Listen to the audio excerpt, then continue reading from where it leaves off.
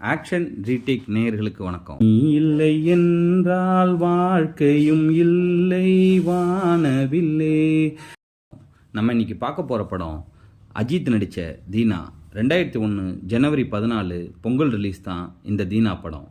இந்த படத்துக்கு இயக்கம் ஏஆர் முருகதாஸ். இது அவரோட ஃபஸ்ட்டு படம். இந்த படத்துக்கு இசை யுவன் சங்கர் ராஜா. இந்த படம் அஜித்துக்கு மிகப்பெரிய ஆக்ஷன் ஹீரோங்கிற அந்தஸ்தை பெற்று தந்தது அந்த காலகட்டத்தில். இந்த படத்தில் லைலா, சுரேஷ் கோபி, சீமன், தாடி பாலாஜி, மகாநதி சங்கர் எல்லாரும் நடிச்சிருப்பாங்க. படத்தோட கதை பார்த்திங்கன்னா, ஆதிகேசவன்கிற பிரபல ரவுடிக்கு தீனான்னு ஒரு தம்பியும் சாந்திங்கிற ஒரு தங்கச்சியும் இருப்பாங்க.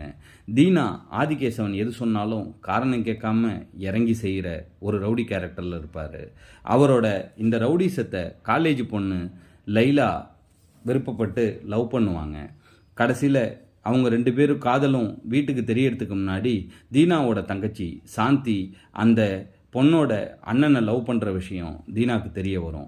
இதை எப்படியாவது அண்ணன் ஆதிகேசவன்கிட்ட சொல்லி பர்மிஷனை வாங்கி கல்யாணம் பண்ணி வைக்கிறேன்னு தீனா தங்கச்சிகிட்ட சொல்லியிருப்பார்.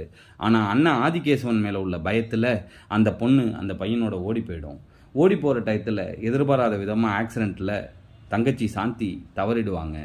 அவங்க இறக்கும்போது தீனாட்ட அந்த குடும்பத்துக்கு நம்ம அண்ணா ஆதிகேசவனால் எந்த ஆபத்தும் வரக்கூடாது, நீ தான் காப்பாற்றணும்னு சத்தியம் வாங்கிக்கிடுவாங்க.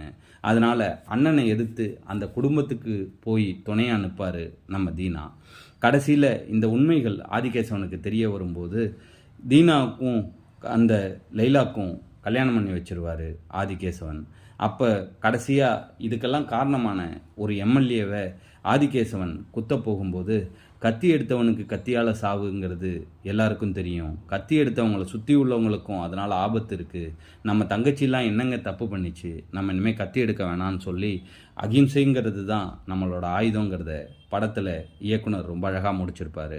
இதேமாரி நல்ல படங்களை இனி வரும் காலங்களில் நம்ம சேனலில் பார்ப்போம். நன்றி, வணக்கம்.